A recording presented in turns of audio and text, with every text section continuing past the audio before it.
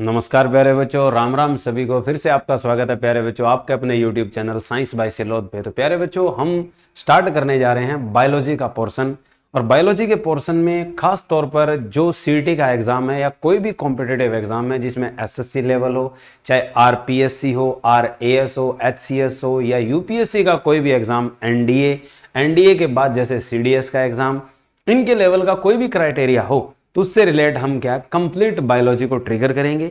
और खास तौर पर प्यारे बच्चों, जो बायोलॉजी का क्राइटेरिया है हमारे लिए नंबर एक पहला टारगेट है कौन सा, सीईटी का। फिर हमारे पास कोई भी कॉम्पिटिटिव एग्जाम जिसमें क्या हो, एसएससी का। फिर हमारे पास रेलवे रिक्रूटमेंट बोर्ड यानी आरआरबी। उसके अलावा यूपीएससी, यूपीएससी में खास तौर पर तीनों लेवल के लिए प्यारे बच्चों, आईएएस आईपीएस के लिए भी, और खास तौर पर जैसे आगामी एग्जाम होने वाले हैं एनडीए के लिए और किसके लिए, सीडीएस के लिए। इसके अलावा हमारे पास प्यारे बच्चों कोई भी अनदर स्टेट एग्जाम हो, कोई भी स्टेट एग्जाम हो, सभी के लिए बायोलॉजी कोई चेंज तो होती नहीं है, वही रिपीटिशन रहता है। स्टेट एग्जाम में जो भी सिविल सर्विसेज होती है उनके लिए, या स्टेट क्या है सी ग्रेड, और क्या है जो डी ग्रेड एग्जाम होते हैं उनके लिए भी, और बी ग्रेड के लिए भी, और ए ग्रेड के लिए, इन सभी के लिए जो बायोलॉजी का स्ट्रक्चर है वो क्या है। पहले हम सिलेबस क्राइटेरियन पढ़ देते हैं प्यारे बच्चों कि सिलेबस हमारे पास क्या रहने वाला होता है। कि जो हम सिलेबस पढ़ते हैं उसमें पहली चीज आती है प्यारे बच्चों कि हम बायोलॉजी में जो पहला क्राइटेरिया पढ़ते हैं उसमें ये पढ़ते हैं कि बायोलॉजी आई कहां से, बायोलॉजी है क्या, इसको बनाना, इसको एक शिक्षा के तौर पर लाने का काम किस दार्शनिक यानी किस फिलोसफर ने किया था। और फिर जो बायोलॉजी टर्म है इसकी कॉइनिंग कैसे हुई, यानी नाम किसने रखा। फिर बात आती है कि वो बंदे कहां से थे, इसको एक वैज्ञानिक आधार यानी एक साइंटिफिक लेवल देने का काम किसने किया। फिर आती है सिस्टमैटिक, नेचुरल कंडीशन पढ़ते हो आप लोग, यानी टैक्सोनॉमी यानी सिस्टमैटिका, यानी सिस्टमैटिका एक क्लासिफिकेशन है जिसमें एनिमल और प्लांट को क्या किया जाता है, डिवाइड किया जाता है, कैटेगरी बनाई जाती है। फिर हम एनिमल और खास तौर पर हमें इंसानों के लिए एक क्लासिफिकेशन नेम दिया जाता है, साइंटिफिक नेम टैग लगता है हमारे ऊपर, वो भी हम बताएंगे। तो पहले सिलेबस के अंदर पहले तो क्या है हमारे पास परिचय है, यानी हम प्यारे बच्चों बायोलॉजी का क्या पढ़ेंगे, परिचय पढ़ेंगे। परिचय में हम जैसे पढ़ते हैं किंगडम वगैरह, किंगडम से जो ऊपर चीज है वो डोमेन, आजकल नई टैग हो चुकी है, वो भी बताएंगे। उसके बाद नंबर 2 हम किसके बारे में पढ़ेंगे प्यारे बच्चों की, बायोलॉजी के जो परिचय के बाद 2 हिस्से बनाएंगे। एक जो प्लांट एनाटॉमी है, यानी जो आपके पास प्लांट एनाटॉमी पादप, और दूसरी इसी के साथ 3 नंबर पे लिख सकते हैं जीव विज्ञान, यानी जीव जो क्या है, हम प्राणी विज्ञान, प्राणी के बारे में पढ़ेंगे तो जूलॉजी पढ़ेंगे, यानी जो आपके पास जूलॉजी के अंदर हम सारे के सारे एनिमल किंगडम पढ़ेंगे, यानी एनिमेलिया, यानी एनिमेलिया जो एनाटॉमी है, जूलॉजी है। पादप के लिए कौन सी पढ़ेंगे आप, बोटेनिका। और अगर हम परिचय देंगे तो वो सबका सिंपल देंगे। फिर जो पादप है प्यारे बच्चों, पादप से संबंधित क्या क्या चीजें पूछी जाएगी, पादप से संबंधित बहुत सारी चीजें पूछी जाएगी।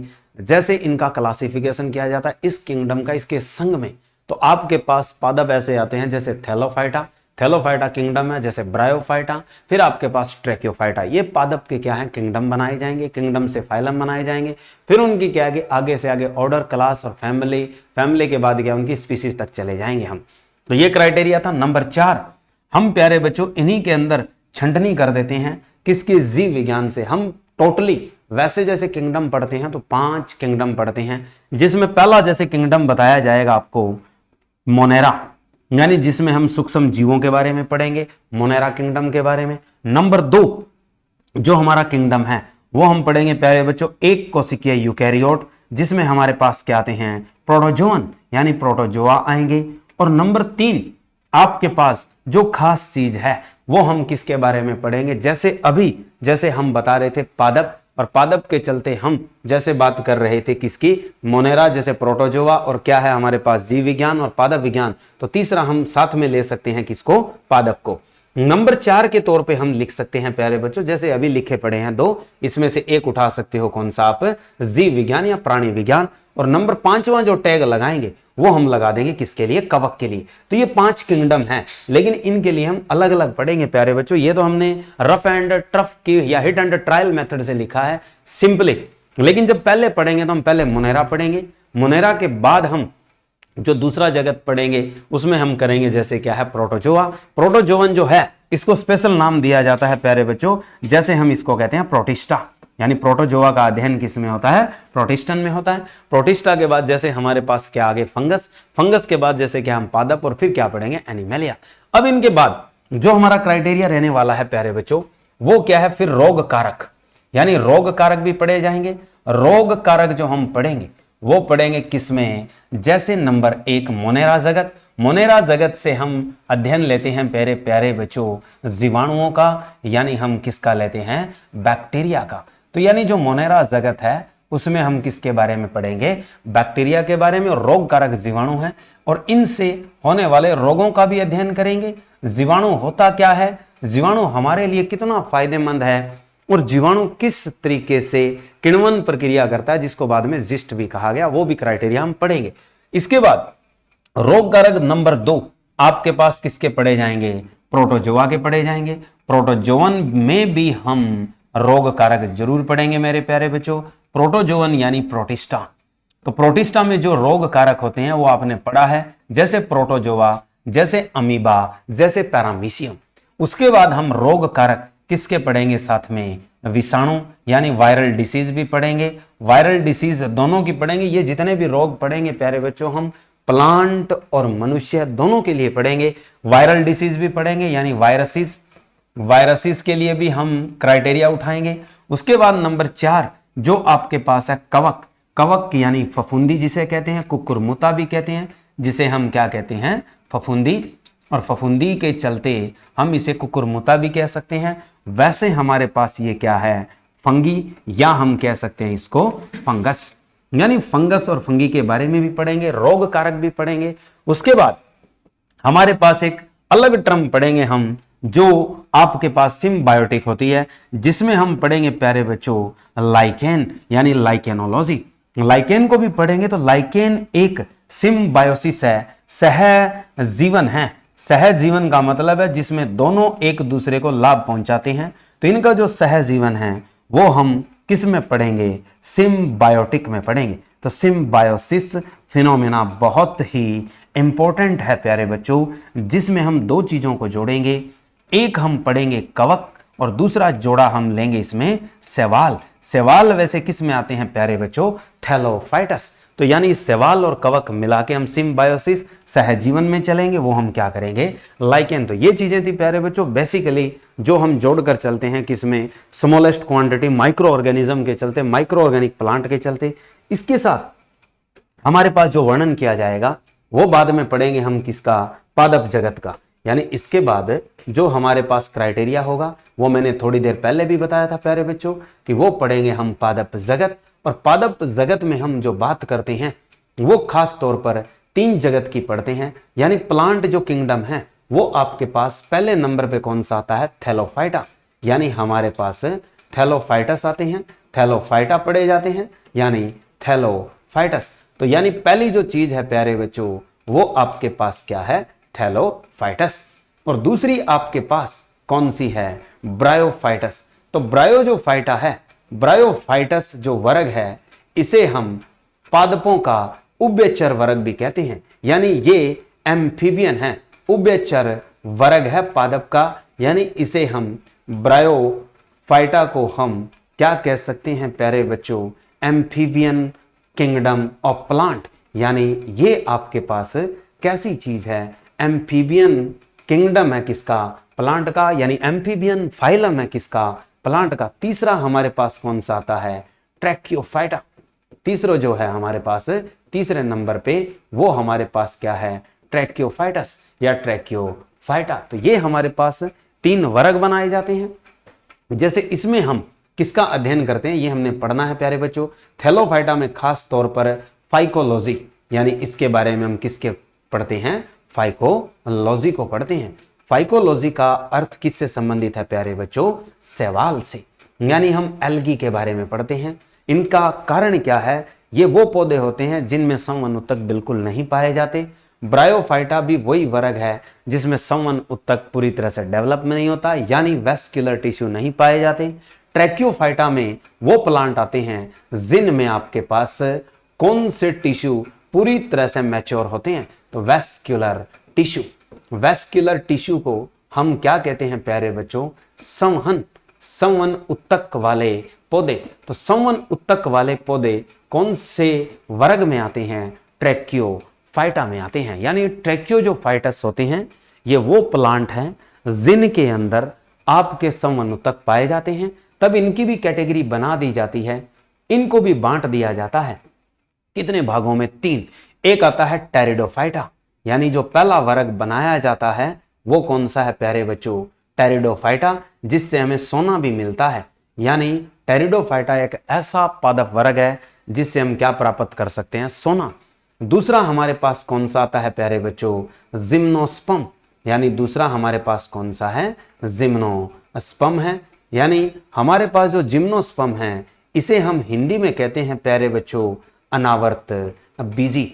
यानी ये वो वर्ग है जिसमें बीज किसी खोल या किसी चोल में या किसी कोटिंग में नहीं होते, यानी बंद नहीं होते, वो अनावर्त बीजी होते हैं। और तीसरा जो है आपके पास वो आता है प्यारे बच्चों एंजियोस्पर्म, यानी हम तीसरा जो वर्ग पढ़ते हैं प्लांट का वो कौन सा होता है, एंजियोस्पर्म, जिसे हम क्या कहते हैं, आवर्त बीजी। तो ये हमारे पास आवर्त बीजी का अर्थ क्या रखा जाता है प्यारे बच्चों, कि ऐसे पादप जिनके बीज किसी खोल में बंद हो, यानी कोटी हो, कोट जिस पे लगा हुआ हो, चाहे वो एक तरफ से बंद हो चाहे वो दोनों तरफ से बंद हो, तब हमारे पास नाम रख दिए जाते हैं। एक तो आता है मोनोकोटिलेडन, यानी हमारे पास मोनोकोटिलेडन, और एक आता है डाइकोटिलेडन, यानी एक हमारे पास मोनोकोटिलेडन होता है, दूसरा हमारे पास डाई या बाइकोटिलेडन। जो मोनोकोटिलेडन है इसे हम क्या कहते हैं, एक बीजपत्री, यानी इन्हें नाम क्या दिया जाता है, एक बीजपत्री। और जो डाइकोटिलेडन है प्यारे बच्चों इनको नाम क्या दिया जाता है, द्विबीजपत्री। तो हमारे पास ये था एक क्राइटेरिया मेरे प्यारे बच्चों प्लांट किंगडम का। यानी प्लांटी किंगडम को जब बांटा जाएगा, यानी आपके पास जो प्लांट किंगडम है उसका फीचर मैंने आपको बता दिया है कि प्लांट किंगडम के अंदर आपके पास जो जो मेन चीजें हैं जो आपको पढ़नी है फॉर कॉम्पिटिटिव लेवल के लिए, वो ये है थैलो, ब्रायो और ट्रैक्योफाइटा। फिर जो बंटनी या छंटनी की जाती है वो खास तौर पर ट्रैक्यो को टैग करता है प्यारे बच्चों, कि जो ट्रैक्योफाइटा है वो आपके पास अलग क्यों है, किसके चलते है, वो आपके पास वेस्क्यूलर टिश्यू यानी संवहन ऊतक के चलते हैं। मैच्योर जो वेस्क्यूलर टिश्यू पाए जाते हैं वो खास तौर पर जिम्नोस्पर्म और किस में मिलते हैं, एंजियोस्पर्म में। फिर वर्ग भी बांटे जाते हैं कि फर्स्ट वर्ल्ड वॉर में, प्रथम विश्व युद्ध में कौन सा प्लांट किंगडम है जो यूज किया गया। जो आपका पहला 1914 से 1918 के अंदर युद्ध होता है प्यारे बच्चों, उसमें कौन सा वर्ग यूज होता है, ब्रायोफाइटा यूज होता है। किसके लिए, जो मलहम पट्टी करने के लिए, यानी रुई की जगह जो ड्रेसिंग करने के लिए इस्तेमाल में आया था वो पादप जगत था ब्रायोफाइटा। और उसमें किस पौधे को यूज किया गया था, यानी जब कोई चीज जख्म हो जाती है, चीज चोट लगने से, गोलियां लगने से, गिरने से, तो जो गोलियों के जख्म या जख्म जो चीज है उसे साफ करना है, साफ करने के लिए वर्ड बनता है सफेगनम। तो सफेगनम का इस्तेमाल होता है कौन से वर्ग से, ब्रायोफाइटा से। तो ये कुछ चीजें थी प्यारे बच्चों जो हमने टैग की है। इसके बाद हमारे पास जो बात आती है वो पादप के लिए हम पहले पढ़ते हैं, इसके बाद कोशिका। कोशिका सत्र पढ़ाया जाएगा कि पादप जगत का कुछ उल्लेख करने के बाद हम किसको पढ़ेंगे, सेल को, यानी सेल और सेल स्ट्रक्चर, सेल के बारे में और किसके बारे में पढ़ेंगे, सेल स्ट्रक्चर के बारे में, यानी कोशिका संरचना। यानी एक चीज तो है हमारे पास कोशिका और दूसरी चीज है हमारे पास कोशिका की संरचना। इसके बारे में भी पढ़ेंगे, डेवलपमेंट भी पढ़ेंगे, one by one every cell organelle पढ़ेंगे हम, यानी जितने भी कोशिकांग है। उसके बाद हम नंबर आगे वाला टैग करेंगे प्यारे बच्चों उत्तक। उत्तक हमारे पास क्या होगा, टिश्यू, यानी जो हम टिश्यू पढ़ेंगे वो दोनों अलग अलग पढ़ेंगे, यानी हम प्लांट का भी टिश्यू पढ़ेंगे, पादप उत्तक भी पढ़ेंगे और साथ में हम किसको पढ़ेंगे प्यारे बच्चों? एनिमल टिश्यू यानी जंतु ऊतक। अब देखो इनको हम टैग कैसे करेंगे प्यारे बच्चों? जब हम पादप जगत पढ़ रहे होंगे तो हमने पादप ऊतक प्लांट टिश्यू कंप्लीट करना है, साथ में प्लांट टिश्यू हम कंप्लीट करेंगे। और जब हम बात करेंगे किसकी? एनिमल किंगडम की, जंतु की, तो हम क्या करेंगे? एनिमल टिश्यू की भी बात करेंगे। पहले तो हम सिंपली कोशिका तो दोनों के लिए पढ़ देंगे, लेकिन टिश्यू हम अलग अलग पढ़ेंगे मेरे प्यारे बच्चों। जंतु के लिए अलग पढ़ेंगे, प्लांट के लिए अलग पढ़ेंगे, क्योंकि जो जंतु वर्ग है वो बहुत बड़ा वर्ग है। इसमें एक कोशिकीय से लेकर बहु कोशिकीय लेवल, उत्तक सतर और फिर क्या है अंग और अंग तंत्र तक चले जाते हैं। उसमें हम बांटते हैं कि हमारे पास कशेरुक और अकशेरुक जंतु, कॉर्डेटा और नॉन कॉर्डेटा, वर्टिब्रेट और इनवर्टिब्रेट, इस तरीके की चीजें आती है जंतु जगत के अंदर यानी एनिमल किंगडम के अंदर। जिसमें आपने कभी सुना होगा एक कोशिकीय जो जंतु होते हैं वो आपके खास तौर पर कौन सा वर्ग होता है प्यारे बच्चों? प्रोटिस्टा। और जिसमें हम किसको पढ़ते हैं? प्रोटोजोआ पढ़ते हैं, प्रोटोजोअन। यानी जो प्रोटोजोअन है, प्रोटोजोअन, तो ये आपके पास सबसे साधारण एक कोशिकीय जंतु माने जाते हैं इस धरती पे। पहले जो एक कोशिकीय जंतु की बात आए तो वो कौन थे आपके पास? कौन थे आपके? प्रोटोजोअन थे। प्रोटोजोअन यानी आप बात करते हो किसकी? एक्टिव ऊतक में दूसरा जो संघ है वो कौन सा आता है? पोरीफेरा। पोरीफेरा, तो पोरीफेरा जो जंतु जगत है वो दूसरे नंबर का है। पोरीफेरा को हम स्पंज भी कहते हैं, याद रखना, स्पंजी कहा जाता है इनको। फिर हमारे पास सिलेंट्रेटा भी आता है, हमारे पास सिलेंट्रेटा भी आता है। सिलेंट्रेटा भी एक क्या है? जंतु वर्ग है। उसके बाद हम सिलेंट्रेटा के बाद हम पढ़ते हैं प्लेटीहेलमिन्थीज यानी प्लेटीहेलमिन्थीज। तो प्लेटीहेलमिन्थीज हमारे पास क्या कहलाते हैं? ये हमारे पास प्यारे बच्चों चिपटे कृमि होते हैं। ये कौन से होते हैं? चिपटे कृमि। चिपटे कृमि का अर्थ है इन्हें हम चिपटे कृमि के अलावा दूसरा जो नाम दे सकते हैं वो फ्लैट वॉर्म, यानी इंग्लिश का जो नाम है वो फ्लैट वॉर्म है, हिंदी में नाम इसका क्या है? चिपटे कृमि।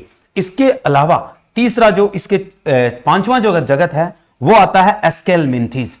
एस्केलमिन्थीज, तो एस्केलमिन्थीज जो वर्ड है वो आपके पास हेलमिन्थीज भी कहलाता है। एस्केलमिन्थीज को हम क्या कह सकते हैं? निमेटोडा कह सकते हैं। निमेटोडा आपके पास खास तौर पर क्या कहते हैं? कृमि होते हैं, जैसे रिंग वॉर्म है, राउंड वॉर्म है, जैसे हुक वॉर्म है। ये आपके पास क्या होते हैं? निमेटोडा। निमेटोडा किसको कहते हैं आप? एस्केलमिन्थीज को कहते हैं। निमेटोडा के बाद जो जंतु वर्ग आता है मेरे प्यारे बच्चों वो कौन सा आता है? तो निमेटोडा के बाद जो जंतु वर्ग लिखा जाता है वो हमारे पास कौन सा है? एनिलिडा। उस वर्ग का नाम क्या है हमारे पास? एनिलिडा। तो उसके बाद आगे वाला नंबर है एनिलिडा।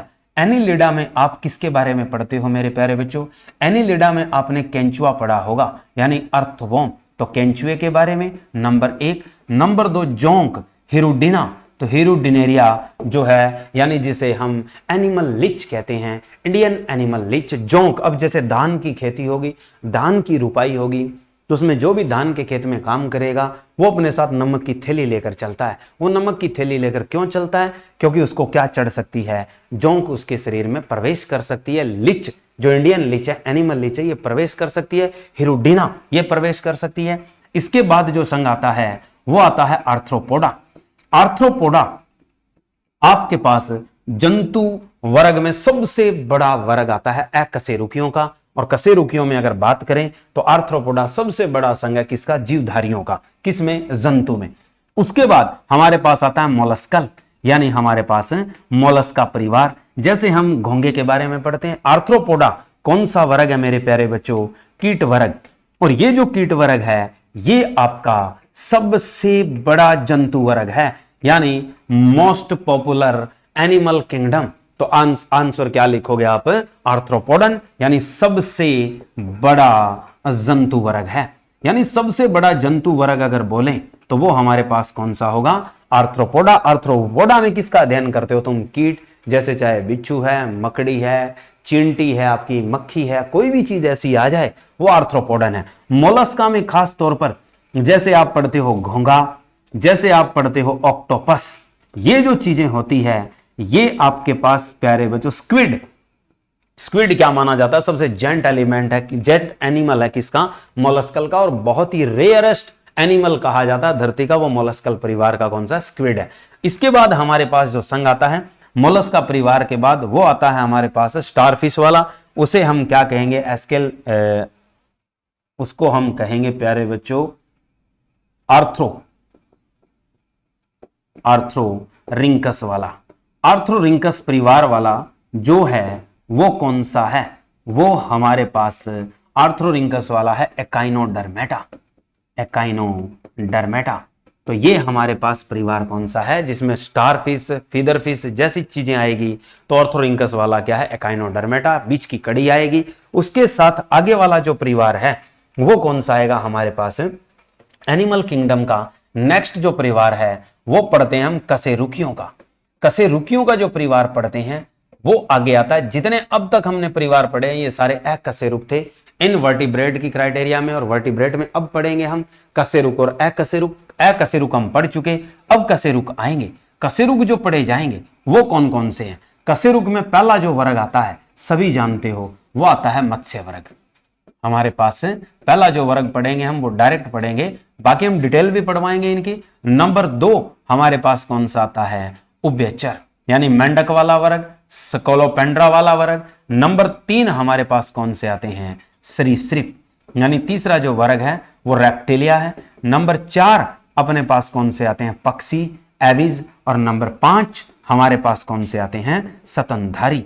ये हमारे पास क्या है, क्राइटेरिया है प्यारे बच्चों, किसका, इन कशेरुकियों का, यानी वर्टिब्रेट फैमिली है ये। वर्टिब्रेट्स जो पढ़े जाते हैं,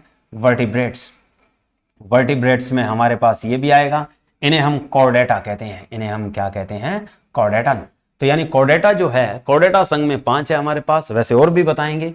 कॉर्डेटा में आगे भी आएगा सफेलोकॉर्डेटा है, जैसे वर्ड दिखेंगे हम वो भी हम डिटेल में पढ़ेंगे। पहले इतने ही याद रखो, मत्स्य वर्ग, उभयचर, सरीसृप, पक्षी और हमारे पास कौन से, स्तनधारी। जो मत्स्य वर्ग है फिशिज, यानी इसको क्या लिखना था, फिशिज, यानी हमारे पास फिशिज जो है वो हमारे पास क्या है, मछलियां। और दूसरा वर्ग जो है वो एम्फीबियन है, ये हमारे पास इंग्लिश वर्ड है प्यारे बच्चों, एम्फीबियंस। और उसके बाद है रेप्टिलिया, रेप्टाइल्स। जो रेप्टिलियाज होते हैं इनमें तुम क्या है, ट्रेविरेंस के बारे में पढ़ते हो। ट्रेविरेंस रेनो जो क्या है, सबसे बड़ा सरीसृप माना जाता है, और वो सरीसृप क्या है आपका, डायनासोर। ठीक है। पक्षी एविज, पक्षी में कौन सा वर्ग आता है प्यारे बच्चों, एविज आता है। और स्तनधारियों को हम क्या कहते हैं, मैमेलियन।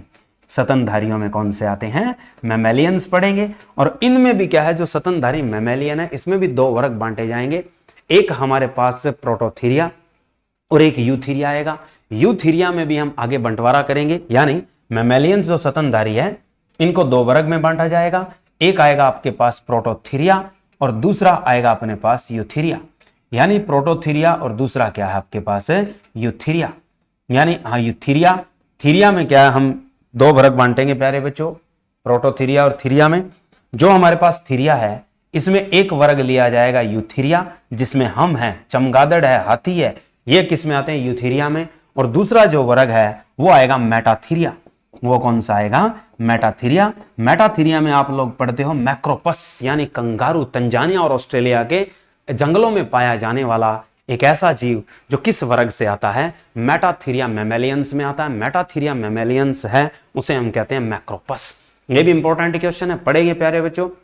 एक कंटक में चिंटीखोर आती है, कंटक में चिंटीखोर, और एक बतख चौंचा, ये हमारे पास किस में आएंगे, दोनों प्रोटोथीरिया में। और जो हम बैठे हैं होमो सेपियंस, वो किस में बैठे हैं, यूथीरिया में। तो इसलिए आपको याद रखना है प्यारे बच्चों कि जो मैमेलियन है वो भी आगे बंटवारे में है, सरीसृप वर्ग, पक्षी वर्ग, उभयचर और मत्स्य वर्ग, यानी pisces, amphibian, reptilians, aves and mammalians, all are cleared 1 by 1 in every each videos. चलिए प्यारे बच्चों, अब जो हम बात करेंगे वो हम बात करते हैं शुरुआत कहां से हुई है, कि बायोलॉजी का जो परिचय है हमारे पास वो क्या है।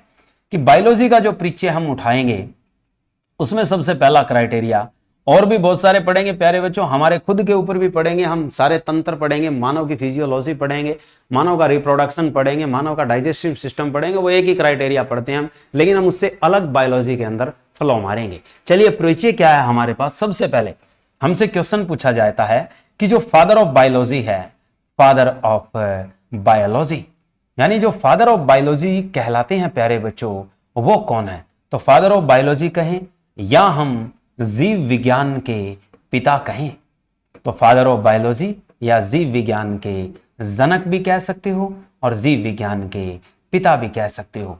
यानी इन्वेंटर या दार्शनिक कौन है जिन्होंने बायोलॉजी को एक शाखा बनाया था, यानी जिन्होंने अपनी किताब में पौधों का तो वर्णन किया था, लेकिन मुख्य जो किया था वो किसका किया था? जीवों का वर्णन किया। जीवो यानी ऑर्गेनिज्म, लिविंग ऑर्गेनिज्म, यानी उन्होंने अपनी किताब में किसका वर्णन किया था? Living organisms. खास तौर पर इनको प्रायोरिटी दी, और जो लिविंग ऑर्गेनिज्म को उन्होंने जब प्रायोरिटी दी तो उनका नाम था अरस्तु, एरिस्टोटल। यानी अरस्तु जो है ये आपके कहे जाते हैं सिकंदर के गुरु, यानी एरिस्टोटल है, अरस्तु है। इन्होंने अपनी किताब एनिमैलिया, हिस्टोरिका ऑफ एनिमैलिया, किसमें लिखा था? Historica of animalia. तो हिस्टोरिका ऑफ एनिमैलिया के अंदर इन्होंने काफी हद तक जीवों का क्या किया है? वर्णन। तो यानी फादर ऑफ बायोलॉजी, या कह सकते हैं जीव विज्ञान के जनक या जीव विज्ञान के पिता जो हैं वो कौन है? अरस्तु। आया रे जीव, यानी दुनिया में जैसे जीव आता है तो हम एक टैग लगा सकते हैं, आया रे जीव। तो आया रे तो अरस्तु, जीव, जीव का मतलब जीव विज्ञान। तो अगर आपसे टैग हो जूलॉजी का भी, यानी बायोलॉजी के अलावा अगर आपसे पूछे कि जूलॉजी फादर, कि जो जूलॉजी के फादर हैं यानी प्राणी विज्ञान के जो फादर हैं, यानी जूलॉजी हम खास तौर पर किसके लिए टैग करते हैं? जीवों के लिए। प्राणी विज्ञान कहते हैं, इसे जंतु विज्ञान भी कहा जाता है।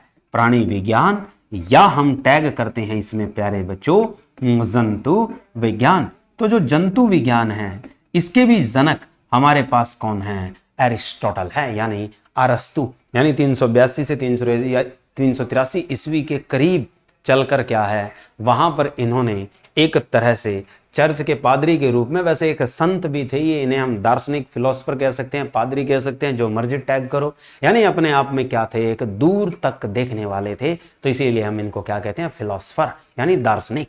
तो ये पहले दार्शनिक थे जिन्होंने बायोलॉजी को इन्वेंशन में लिया, यानी एक विज्ञान की शाखा बनाया।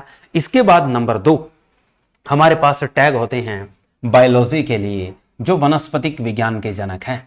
तो यानी इन्हीं के ही वो शिष्य थे, वनस्पतिक विज्ञान। तो वनस्पतिक विज्ञान में हम अध्ययन किसका करते हैं? यानी बॉटनी। यानी जो बॉटनी है आपकी, वनस्पतिक विज्ञान है, इसमें हम अध्ययन किसका करते हैं प्यारे बच्चों? पादप का करते हैं। और इसके जो जनक, इन्वेंटर कहे जाते हैं, वो कौन कहे जाते हैं? वो है हमारे पास थियोफ्रेस्टस। यानी थियोफ्रेस्टस को हम क्या कहते हैं? इन्वेंटर या इन्वेंशन, फादर ऑफ बॉटनी, यानी पादप विज्ञान के जनक कह सकते हैं, वनस्पतिक विज्ञान के जनक कह सकते हैं, पौधा विज्ञान के भी जनक कह सकते हैं, यानी फादर ऑफ प्लांट किंगडम भी कहा जा सकता है कि प्लांट के किंगडम के पिता किन्हें कहा जाता है? तो थियोफ्रेस्टस। वैसे इस वर्ड को ऐसे भी याद रख सकते हो प्यारे बच्चों कि वनस्पति ज्यादा कहाँ होती है? जंगलों में होती है। तो हम एक देसी भाषा का वर्ड यूज करते हैं कि थे फसा जंगलाम, यानी थे से वर्ड बनता है थियो, फसे का अर्थ है फ्रेस्टस, कहाँ? जंगलों में। जंगलों का अर्थ है वनस्पति, क्योंकि जंगलों में वनस्पति क्या होती है? सबसे ज्यादा, पेड़ पौधे सबसे ज्यादा हैं। तो इसलिए याद रखना थे फसा जंगलाम। तो यानी थियोफ्रेस्टस कहाँ के लिए? जंगलों के लिए। तो यानी ये थी इन्वेंशन, कॉइनिंग टर्म्स, कौन सी? बायोलॉजी की 2। एक था जूलॉजी का हिस्सा, जंतु विज्ञान, प्राणी विज्ञान कह सकते हो। दूसरा पादप विज्ञान या पौधा विज्ञान है, जिसे हम क्या कह सकते हैं? एक तरह से बॉटनी। अब बात आती है प्यारे बच्चों कि हमारे पास जो ये बायोलॉजी शब्द है कि बायोस और लोगोस, यानी बायोस और किससे बना है? लोगोस से मिलकर बना है, बायोस प्लस लोगोस। यानी बायोस का अर्थ क्या है? जीव, और जीवधारियों का जीवन, जीव और जीवधारियों का जीवन, यानी जो जीवधारियों का जीवन है उसका उल्लेख, यानी जीवधारियों के जीवन का या जीव का, और क्या करना है हमें? अध्ययन, यानी हमें क्या करनी है? स्टडी। तो study of life of organisms, यानी जो अध्ययन करेंगे हम जीवों का, वो चीज क्या होती है, बायोस प्लस लोगोस। तो ये वर्ड जो क्वाइन किया गया है बायोलॉजी शब्द, यानी आपसे पूछे कि जीव विज्ञान जो शब्द है, बायोलॉजी शब्द जो है जीव विज्ञान के लिए हम लिखते हैं इंग्लिश में, वो किस भाषा से आया है, वो आपका ग्रीक लैटिन भाषा से आया है। किससे आया है, ग्रीक लैटिन भाषा से। और ये जो ग्रीक लैटिन भाषा में इसको क्वाइंड किया है, वो किसने किया है, एक जर्मन से था बंदा, एक कहां से था, जर्मन से, और दूसरा कहां से था, फ्रांस से। तो हमारे पास जो फ्रांस था और जर्मन से था, उनको हम कैसे याद रखेंगे कि जर्मनी से फ्रांस तक हम ट्रैवलिंग करेंगे, ले माई, यानी हम मां को कह के जा रहे हैं कि ले माई, हम ट्रैवलिंग कहां से करेंगे, जर्मनी से फ्रांस। तो जर्मनी के लिए वर्ड लगता है ट्रेविरेंस, जर्मनी के लिए जो वर्ड है वो है ट्रेविरेंस, और फ्रांस के लिए है तो ले माई, उसके लिए वर्ड लगाना है लेमार्क। तो लेमार्क आपके फ्रांसीसी थे और ट्रेविरेंस आपके क्या थे, जर्मन। तो क्वेश्चन आता है, हमसे पूछा भी जाता है कि जो बायोलॉजी जो टर्म है वो किन दो बंदों ने मिलकर दी थी, एक था जर्मन जो ट्रेविरेंस है, दूसरा था फ्रेंच वो था लेमार्क। तो इन्होंने मिलकर क्या दिया है, नाम दिया है किसका, बायोलॉजी, यानी कौन सी टर्म क्वाइन की है, बायोलॉजी। इसके बाद प्यारे बच्चों हमसे पूछा जाता है कि विज्ञान, जो जीव विज्ञान तुम पढ़ रहे हो, तो जीव विज्ञान को एक तरह से क्वाइन कर दिया गया है किसके रूप में, बायोलॉजी के रूप में। तो बायोलॉजी नाम दिया, ये बायोलॉजी नाम किसने दिया है, अभी बताया है, ये दिया है लेमार्क ने, और किसने दिया है, ट्रेविरेंस ने। तो लेमार्क और ट्रेविरेंस दोनों ने मिलकर ये जो क्वाइनिंग की है वो लगभग आपकी 1802 ईस्वी पूर्व की है। तो यानी 1802 ईस्वी पूर्व लेमार्क और ट्रेविरेंस ने नाम दिया था आपका बायोलॉजी। अब बात आती है कि जो जीव विज्ञान है इसको वैज्ञानिक आधार प्रदान किसने किया। तो जो जीव विज्ञान है इसे एक किरण दिखाई दी, यानी किरण का रूप दिया, यानी इसे अध्ययन के रूप में लेके आया, किसके रूप में, विज्ञान के रूप में। तो जीव विज्ञान को वैज्ञानिक आधार देने वाला, जो साइंटिफिक बेस दिया है, यानी इसे एक साइंस का क्राइटेरिया पैदा किया इसके लिए, तो वो वैज्ञानिक आधार था, यानी साइंटिफिक बेसमेंट तैयार किया। वो किस बंदे ने तैयार किया, तो जब जीव विज्ञान को वैज्ञानिक आधार की तरफ लेके गए तो एक किरण नजर आई, तो किरण को हम कहते हैं रे, और रे को हम क्या करते हैं, जीत जाते हैं। तो हमारे पास कौन है, जॉन रे। तो जॉन रे वो दार्शनिक या वो वैज्ञानिक हैं जिसने बायोलॉजी या जीव विज्ञान को कौन सी प्रॉपर्टी दी है, वैज्ञानिक आधार दिया है, साइंटिफिक बेस दिया है। उसके बाद हमारे पास बात आती है प्यारे बच्चों कि जैसे ही इन्होंने वैज्ञानिक आधार प्रदान किया तो उसके बाद एक नया बंदा सामने आता है, और जो कुछ कर दिखाने की लालसा रखता है, कर दिखाने से वर्ड याद रखना कैरोलस, लालसा रखता है तो लीनियस। यानी जब एक जीतने की रे आई, फिर एक नई एंट्री हुई जिसमें कर दिखाने की लालसा है, तो वो कैरोलस लीनियस है। तो कैरोलस लीनियस एंट्री मारता है प्यारे बच्चों। कैरोलस लीनियस क्या कहता है, कैरोलस लीनियस एक बहुत ही इंपॉर्टेंट पर्सन है किसके लिए, इस जीव विज्ञान के लिए। तो कैरोलस जो लीनियस है वो इस जीव विज्ञान के लिए इंपॉर्टेंट पर्सन क्यों है, क्योंकि जीव विज्ञान की टैक्सोनॉमी जो है, क्लासिफिकेशन ऑफ टैक्सोनॉमी, उसके फादर कहलाते हैं। यानी कैरोलस जो लीनियस है, इन्हें हम क्या क्या नाम देते हैं, Carolus Linnaeus father of taxonomy. एक तो ये वर्ड लगाया जाता है, फादर ऑफ टैक्सोनॉमी का अर्थ है हिंदी में वर्गीकी के पिता। यानी टैक्सोनॉमी क्या होती है प्यारे बच्चों, वर्गीकी, वर्गीकी के जनक या वर्गीकी के पिता कौन कहलाते हैं अपने पास, जिनके पास क्या हो, कुछ करने की लालसा, तो वो है कैरोलस लीनियस। तो कैरोलस लीनियस फादर ऑफ क्या कहलाते हैं, टैक्सोनॉमी। कैरोलस लीनियस ने अपनी किताब में एक द्वि पद्धति दी, यानी द्विजगत वर्गीकरण किया। यानी कैरोलस लीनियस ने दो किंगडम बनाए जिनको नाम दिया गया द्विजगत प्रणाली या द्विजगत वर्गीकरण।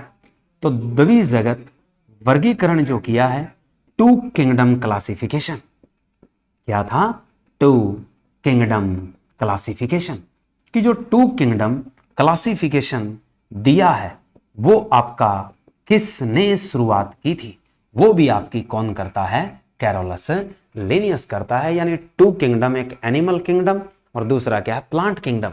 तो इसने द्विजगत जो वर्गीकी की है उसमें एक जगत बनाया इसने प्लांट का और दूसरा बनाया किसका, जंतुओं का यानी प्राणियों का।